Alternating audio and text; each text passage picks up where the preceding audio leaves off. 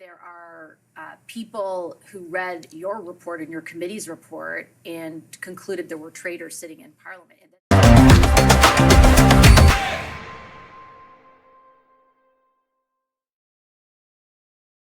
Welcome to Occam's Razor. Please like, share, subscribe, and see the links down below in the comments for my Substack and other channels, including my new gardening, cooking, and canning channel. If you have any story tips, please leave them down below. And if you'd like to tip me, there's a link down below for that as well. The Canadian Armed Forces has a new Minister of National Defense. Will anything change? Nope.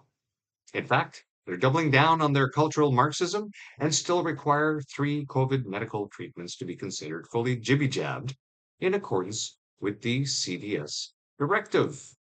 And here we have the directive, and it's still saying members who have not received the primary jibby-jab series no longer require accommodation, but these members may not be eligible to perform certain duties. And those certain duties would be going on career courses, going on deployments, and basically it just means that you are going to be a second-class soldier, considered less than the others because you have stuck to your guns.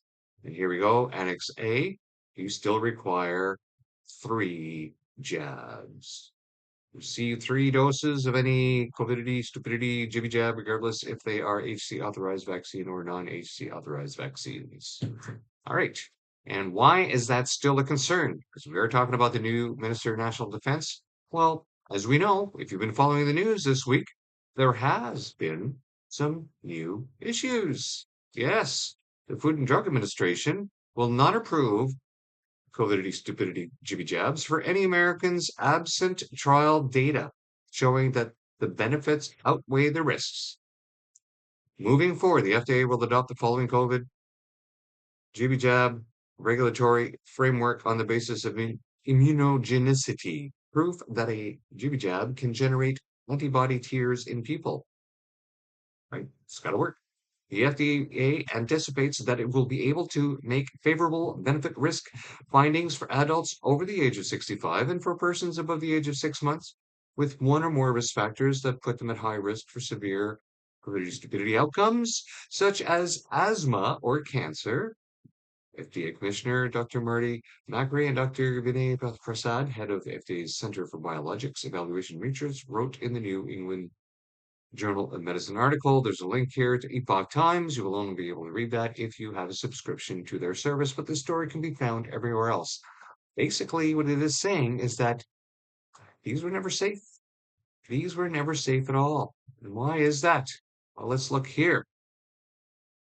Senate interim report finds fraud and corruption on the covidity, stupidity, jibby jab, myocarditis by Peter McCullough. Very important output of the recent hearing, the corruption of science and federal health agencies, how health officials downplayed and hid myocarditis and other adverse events associated with the covidity, stupidity, jibby jabs held in May 21, 2025, has been the interim report led by Majority Chairman Senator Ron Johnson.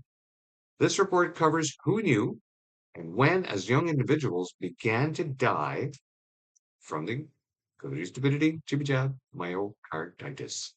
Hey. So what happens in the States is going to happen in Canada. And why do we know this? We have covered this before, right here from Scoops Gazette. 2,000 pages of internal reports and emails from Public Health Canada. They knew there were people being unalive. 300 is too many unalives to investigate, they say. Yet we still require it. And our new Minister of National Defense has done sweet FA about it. Of course, he's just in the job, but he's done nothing about it. So before we get into his message, who exactly is David McGuinty? Well, so let's watch this clip on the covidity, stupidity, insanity, and then we'll look into exactly who David McGuinty is. Documents obtained by reporters and private citizens contain heavy redactions applied by the Biden administration. Yet, despite these obstructive efforts, these individuals initially raised awareness of Biden's administration's failure to immediately warn the public about myocarditis and other serious adverse events linked to the COVID-19 injections. After facing 4 years of the Biden administration's efforts to undermine the public's access to information in my oversight work, I immediately issued a subpoena to HHS when I became chairman of this committee. The subpoena records I am releasing today, which are discussed in the interim report, do not contain FOIA redactions and will finally provide the public a more complete understanding of the Biden administration's awareness of the risks of myocarditis following COVID-19 injection. There's 1,065 papers in the peer-reviewed literature on COVID vaccine myocarditis. 42-year-old man comes into Washington University Hospital with vaccine myocarditis. The infection's ruled out. It's the vaccine. He's in the hospital. This is one of our best hospitals in the United States. He dies 3 days after taking Moderna. They can't save him in the hospital. Really horrifying, right? First you heard Senator Ron Johnson and then Dr. Peter McCullough yesterday on a new report led by Senator Ron Johnson that the Biden White House knew about deadly heart risks tied to COVID shots like myocarditis, but deliberately hid it from Americans. Joining us now, internist and cardiologist, you just heard in that testimony, Dr. Peter McCullough. Doctor, always great to have you on, but Biden officials, Dr. Fauci, far-left liberals attacked and bullied and silenced Americans who raised concerns about this, and now we're going to see red flag warning labels on COVID shots. This is a total disgrace what happened to Americans. You know what happened in the pandemic? It turned everybody on the street into bullying bureaucrats. That's the problem. Congratulations to Senator Ron Johnson and his persistent, diligent efforts to uncover the truth. That report you just showed is 54 pages. This is a synopsis, 217 citations. We had multiple experts testify to really our observations that this was a serious complication, myocarditis or heart damage that can lead to cardiac arrest or heart failure. It was occurring, and the Biden administration and their public health agencies tried to cover it up. So didn't the Israeli health officials warn the CDC 10 months into the pandemic in February about myocarditis from COVID shots, notably in young people after these Pfizer shots and Moderna shots? I mean, but then they still got emergency use authorization, and then by April, they were looking at the data, the CDC under Biden, from Israel and the Pentagon, yet instead of telling the public, they stayed quiet. Isn't the COVID shot a protein that actually circulates through the blood that we've never seen before? It's true. We reviewed the Israeli communications. They had 62 cases of myocarditis very early on in 2021. 2 were fatal. Now research shows the spike protein produced from the vaccines circulates in the blood. The messenger RNA and the spike protein are in the human heart when it's examined at the time of autopsy. The vaccine is the direct cause of cardiac damage. Totally frightening stuff. Dr. Peter McCullough, thank you for bringing us this story and staying on it. We'll stay on it as well. It's good to see you. Before we get into who David McGuinty is, let's remember what happened this week. That the Labor Board has ruled the denial of religious exemptions from vax mandates breached the charter. That means nothing at all for the Canadian Armed Forces members who were released or who released themselves because they refused to get the JB jab and were denied religious accommodation. Because, as we know, Canadian Armed Forces members will always be abused, and they will be the last ones to be given anything because they have no voice, which is why I'm doing these videos. Also, former WestJet employee awarded $65K for wrongful dismissal over the COVID stupidity JB jab. The tide is turning. Now, just who is David McGuinty? Well, he was re-elected 6 times by his own constituency, so he knows how to sell himself to them. Let's go back to November 20th, 2012.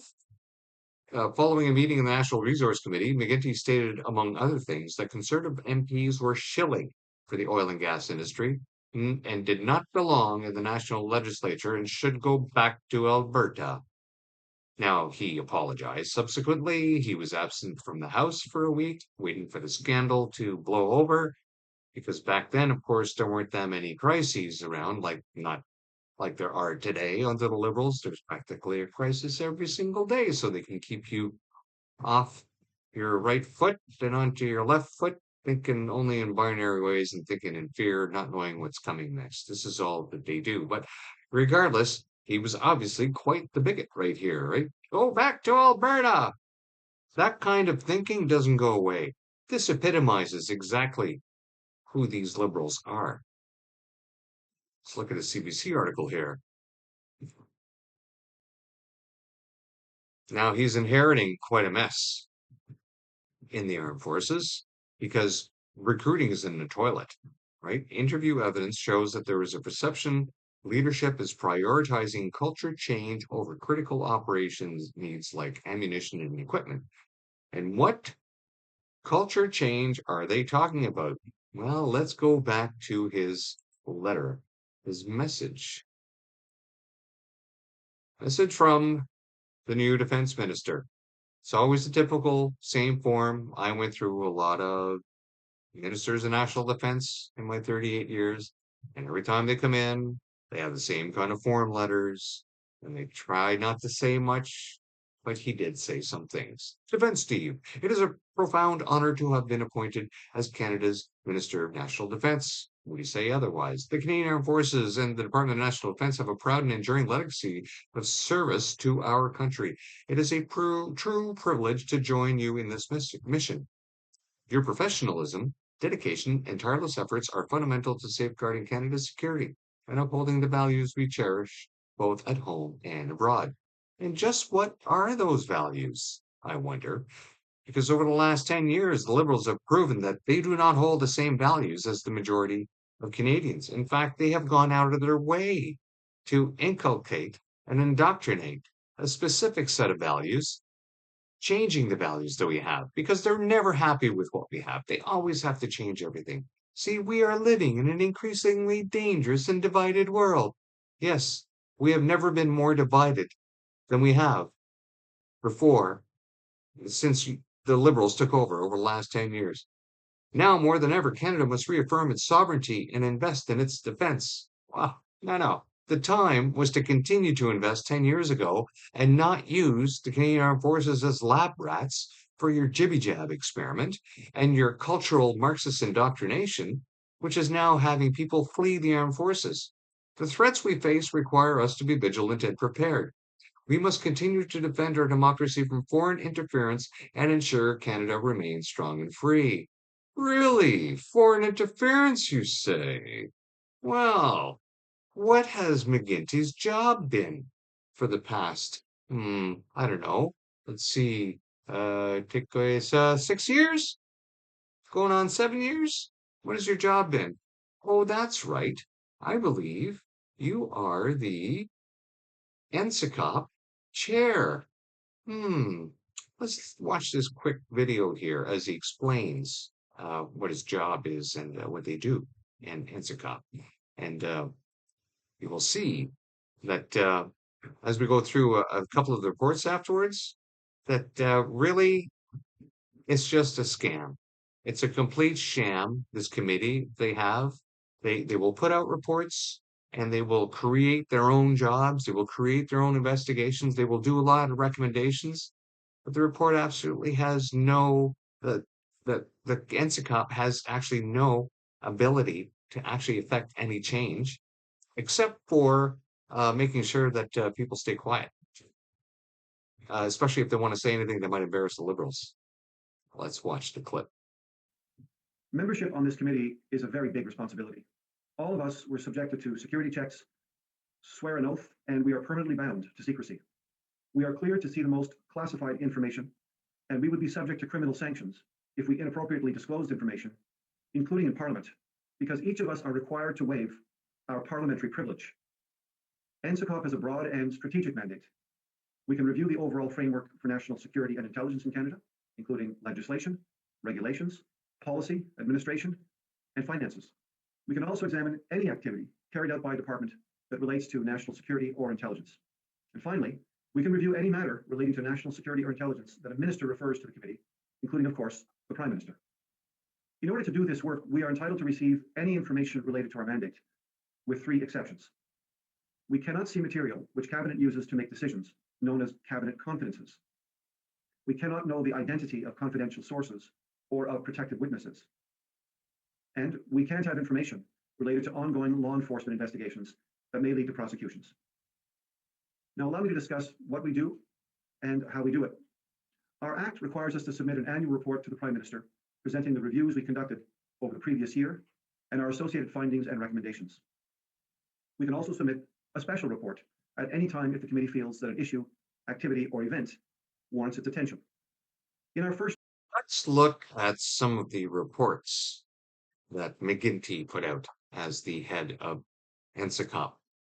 In their 2020 annual report, if you go through it, what hasn't been redacted and available to the public is they identify that the greatest terrorist threat in Canada is the Salafi jihadi ideology, such as Daesh or Al Qaeda 5 years ago.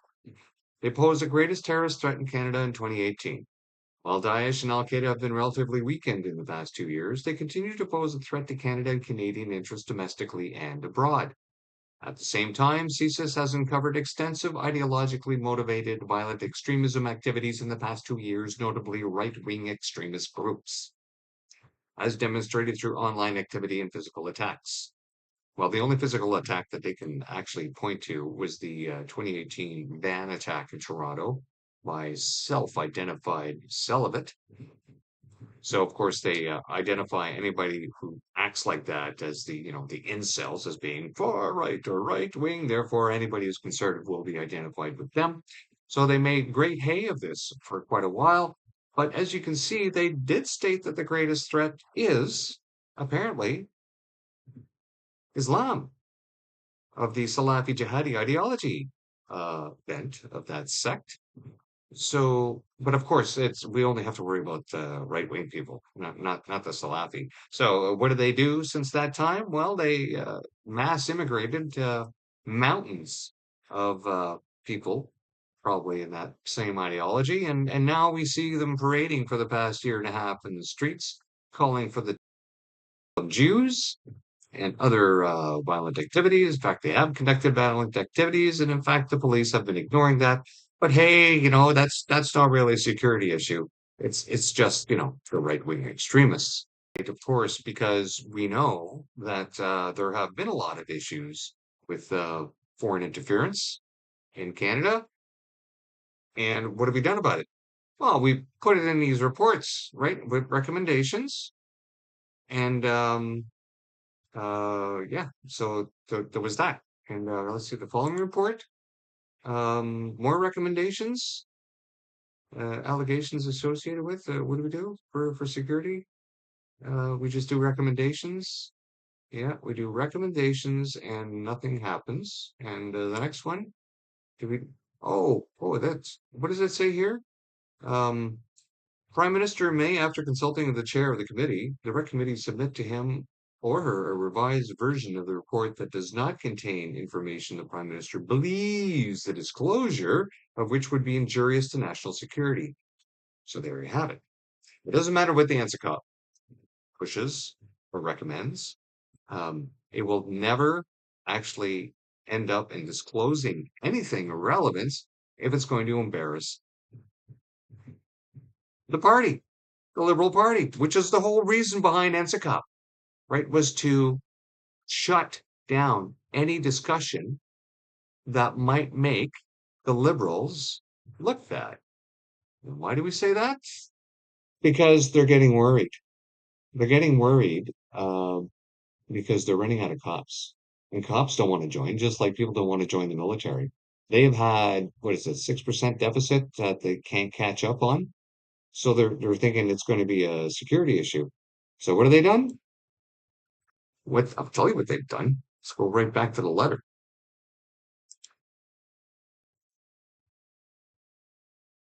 We are living in an increasingly dangerous divided world. Yes. How did we divide this issue? I think the division started when you started making a whole bunch of us second-class citizens for refusing your medical fascism. Canada must reaffirm its sovereignty and invest in its defense. You haven't invested anything. You haven't invested anything at all. So let's go down.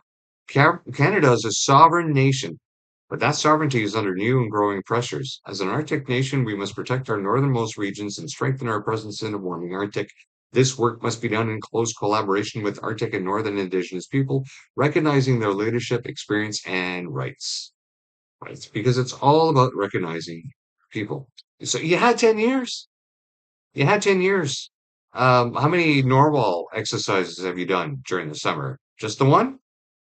Yeah. You had 10 years. What did you do? Did you fix the issues up in Nunavut? No, no, you didn't do anything. So at this pivotal moment in history, we must build a modern, agile, and mission-ready military.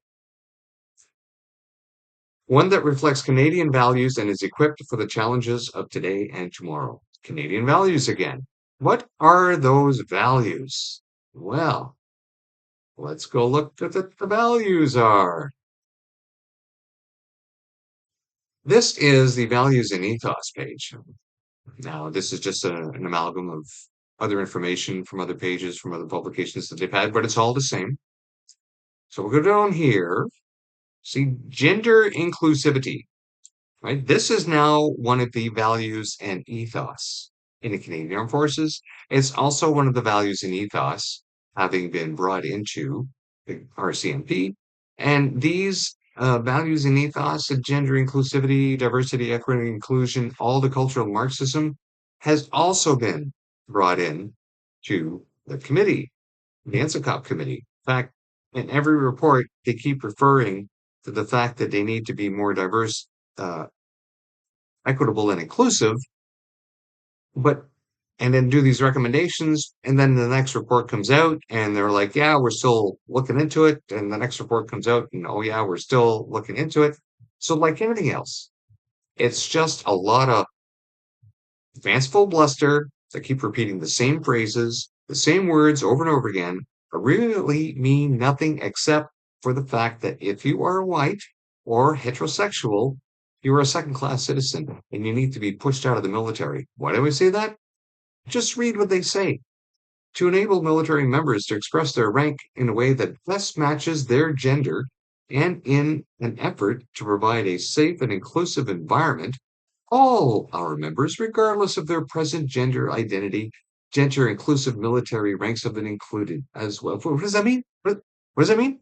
I'll tell you what it means. It means that, especially in French, if you're because in French, a lot of the words have a feminism or a feminist or masculine attribution to it. Well, if you have decided to change your gender, then you can actually change the gender of your French version of your rank in your signature block. Anyways, on and on it goes. Inclusive promotion and selection process. 2 key initiatives will improve CAF promotion and selection processes. The scoring criteria, the SCRIT that we used to use for performance evaluation reports, now they've changed that to something else, are subject to gender-based analysis plus, GBA plus. Now, GBA plus has moved a little bit. There's all these, just this online course you have to do all the time. I'm not sure exactly. So this GBA plus, when you go through it, it actually deals with people that actually have disabilities at work and making sure that they are treated properly. A lot of the GBA plus training that we had initially didn't seem to apply much to the military because, well, everybody has to be fit, or we used to have to be fit in the military, but I guess not anymore. GBA Plus is also known as intersectional analysis. GBA Plus can be used to improve collection of information, help engage with people of all backgrounds, and help inform better decisions to support operational effectiveness. The toolkit includes various tools on how to apply GBA Plus, such as the Women and Gender Equality Canada GBA Plus Quick Reference, Steps to Doing GBA Plus, or the D&D CAF GBA Plus Quick Guide. Regardless of the tools you use, GBA Plus has 5 key steps. Step 1. Identify the issue. Step 2. Identify people and their needs. Step 3. Identify differences and inequalities. Step 4. Develop options. And Step 5. Implement, monitor, and evaluate.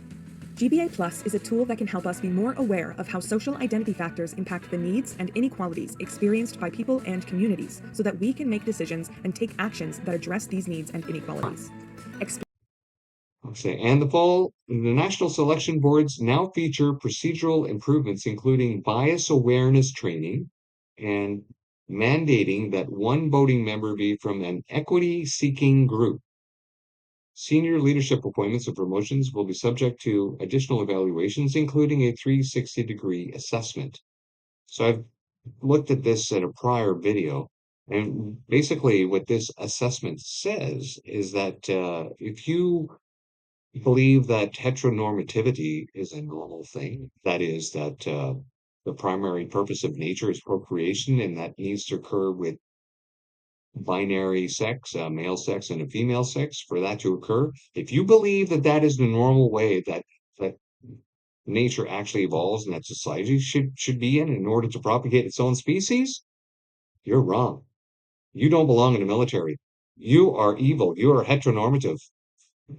And just for the fact of being heteronormative, that means that you must dismiss everything else. That means you are evil. That means you are far right. That means you don't belong and you will never get promoted to colonel, or currently colonel, because that's how far down the interviews have been going when they do their interviews on ethos and values and morals. And if you answer wrong, if they go back in your past and they find that, oh, this guy's a heterosexual, well, right off the bat, that's one marker against him. Oh, look, he's white and heterosexual. We can't promote that man. He might be pushing incorrect values and views. Oh, look in the past. He joined 30 years ago when it was normal to promote heterosexuality in society. So yeah, we can't promote him at all. That's the insanity that is happening. If you don't believe me, just go through and read the documentation yourself. And like I said earlier, the reason the troops aren't staying in is because they're looking at this culture change. And they're looking at this culture change because what is this BS? Of course, you find this kind of culture change all through universities, which is why it has finally migrated into the officer class and now pushing itself down. But of course, everything is top-down driven, which means it has been pushed by the Minister's National Defense, which is how we ended up with the current CDS in charge that nobody wants to work for. Updated nursing and pumping policy. Since March, CAF members have been permitted to wear nursing t-shirts while in uniform and can now be reimbursed for these items. Nursing pumping policy provides CAF leaders with the guidance here. So we get women in the military. No, nothing wrong with that. There's plenty of jobs that they need to do. But when it comes to combat and doing silly bugger stuff in the field, there's a few that can do it as well. But what happens when they get pregnant? Okay, what happens? I'll tell you what happens. They can't perform their duties. And of course, we don't want pregnant women performing their duties. We have to protect them. We have to make sure that the child comes out safe. In the Air Force, if you're in a technical trade, that's it. You're not working. We have to find somewhere in an office to employ them because they can't be on the floor anywhere. Floor is full of toxic stuff. It's a garage for airplanes, hydraulics, oils, fuels. You got a lot of toxic stuff. You don't want the baby exposed to that. Right? I'm sure it's not any different for people in the Navy working on a ship. It's not a safe area. I don't see how somebody pregnant could be on a ship being deployed there, so that's somebody else taken out. And when somebody gets pregnant in the armed forces, we can't just take them out of the unit and put them somewhere else, and then we replace that person with someone who can do the job. No, we can't. That the unit strength stays the same.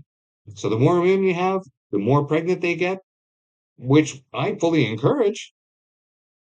But in their job, they will take away the effectiveness. The total effective strength of the unit is now gone every time somebody gets pregnant. So it's great. You want to accommodate them, that's fine. But I think it needs something else here. We need to accommodate units where the women get pregnant so that we can replace those people. Because it's not just during the 9 months of up to them giving birth, it's also when they go on their leave afterwards. Because when they go on their leave afterwards, the units don't get a replacement for that either. That's right. Updated uniform and appearance standards. Well, the dress instructions have fluctuated back and forth so often. It used to be that you could look and feel proud if you saw a member in uniform. But now go downtown, see them down there wearing their ball caps and crumpled uniforms and sloppy boots. Quite the disgrace. But you know why they did it? They did it so that they could attract more people into the military. Oh, see, we had relaxed the dress. You don't have to be all so uptight now. Just normal people could join the military. all the diverse people could join the military. Yeah, well, the problem with that is you don't want an army of individuals. That doesn't work. You need conformity, not individuality. Compassionate and short leave, time off. I don't know why they have that in there. The CEOs have always had the ability to get time off for their people, regardless of what the crisis is. Yes, the leave manual gives guidance. Yes, the CEO has to go to higher authorities when certain leave amounts have to go to a longer period. But he has so many tools at his disposal to give people time off, to accommodate them before they actually had to do this. So the only reason for this is because we have too many officers in the armed forces who are unable to think in the gray, in the between. Too many binary people. And who are the binary people? Far left, because for them, it's one way or the highway. Health and wellness. I'm not getting into that because you still require 3 jibby jabs of a known toxic injection. Employment equity. Ah, yes. What is the definition of equity? Equity means that everyone has to come down to the lowest denominator. That means anyone of merit must be pulled down to meet the lowest denominator of effectiveness. CAF Employment Equity Plan will guide efforts to increase representation, inclusion, and participation of underrepresented groups across all levels of the organization. Importantly, the CAF Employment Equity Plan holds leadership accountable in measurable ways by laying out specific reporting questions that they must answer each reporting cycle to see see on and on and on. You have to keep reporting on people. You have to keep reporting on people and you have to snitch on them in order to get this ideological cultural Marxism in full swing. That's the only way it works, is you have to hammer, hammer, hammer until they all comply. Yes, addressing sexual misconduct. So we know that comparatively to Canadian society, the amount of sexual assaults within the armed forces were a small fraction of the actual level of sexual assaults happening in civilian life. Not excusing that at all whatsoever. There should have been zero. Why did it get out of hand so far? Could it be because the chain of commands failed to properly address the issues? And who are the people in the chain of commands? Oh, right. Those would be the same people that allowed medical fascism to get rid of 10% of the Canadian Armed Forces for people that refuse the jibby jab. Yeah, that's the kind of abuse of authority. So saying that they've addressed the sexual misconduct, what did they do? They pretty well just gave everybody a settlement and said, okay, we've cleaned the slate now. Let's move forward because with all our policies in place, we should be able to keep this from ever happening again. Yeah, unfortunately, like everything else, you have the same people in charge that let it happen the first time. Well, let's go back to his message. At this pivotal moment in our history, we must build a modern, agile, and mission-ready military, one that reflects Canadian values and is equipped for the challenges of today and tomorrow. We will rebuild our defense capacity, rearm the Canadian Armed Forces, and invest in our defense industry to ensure it is both resilient and globally competitive. These investments will support Canadian innovation, create highly skilled jobs, and reinforce Canada's leadership in emergency. They just say the same BS every bloody time. Reinvest. That's spending, by the way. That's liberal speak for spending. And why did you let it get so far? Right? It's a pivotal moment in history. Now, the pivotal moment was when the Liberals got elected and we knew we were headed for another dark age. I just didn't realize how dark the age would be. That they are now completely trying to change the Canadian Armed Forces into a social experiment of diversity, equity, and inclusion while trying to do all these other things, right? You're not going to build an agile military if you allow people to join that have medical issues, which you've done because you're so desperate to bolster your numbers. We will also modernize and streamline our defense procurement system to eliminate unnecessary delays, ensure that equipment is delivered and when and where is needed, and prioritize investment here in Canada with every dollar spent wisely and effectively.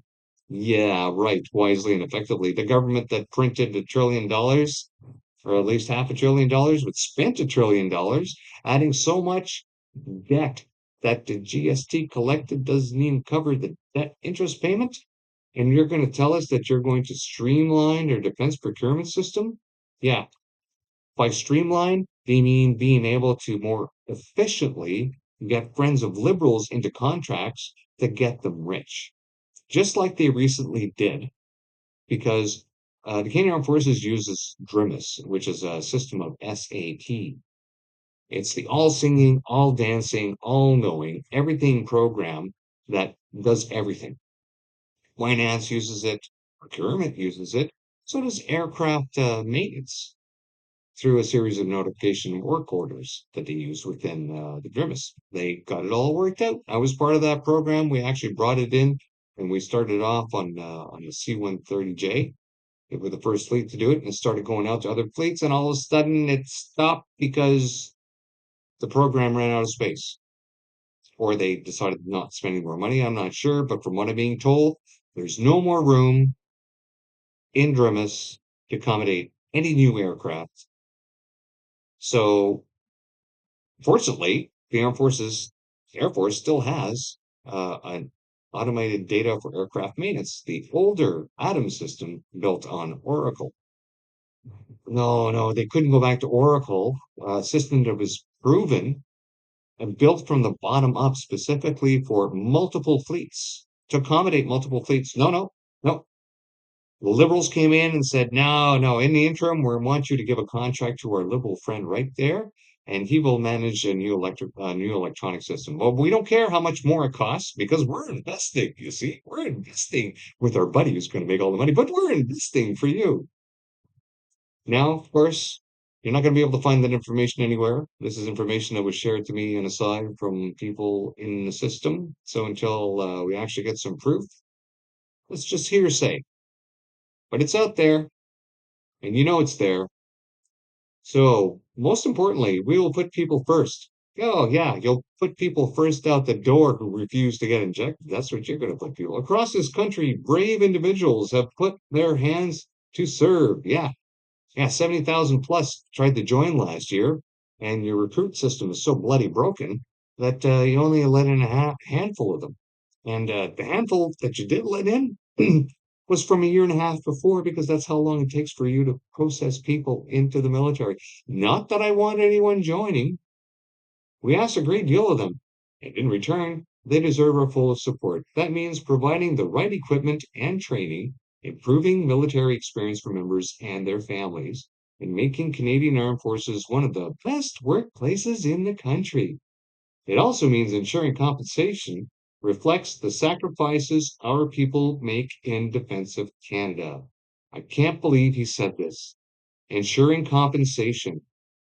I've done a whole video on how duty of care has been denied to Canadian Armed Forces members who were injured or made unalive by the jibby jab, and how they've been abandoned, told that it wasn't work-related. No, too bad, so sad.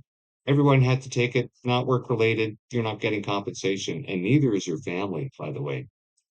How they treated us under this medical fascist ideology. And now, especially, do we know, more and more proof keeps coming out that it ain't safe. You're telling me that you're going to ensure compensation?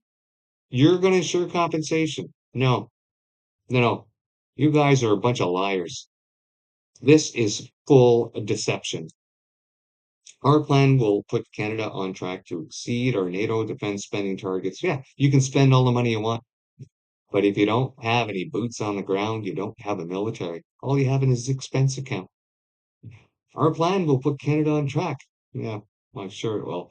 I would like to extend my sincere gratitude to my predecessor, Honorable Bill Blair.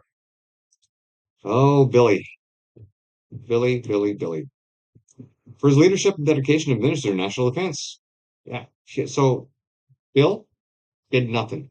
Under his MND ship, CDS Directive 003 came in, and recruitment continued to fall, and total effective strength has gone from 70 down to 40%.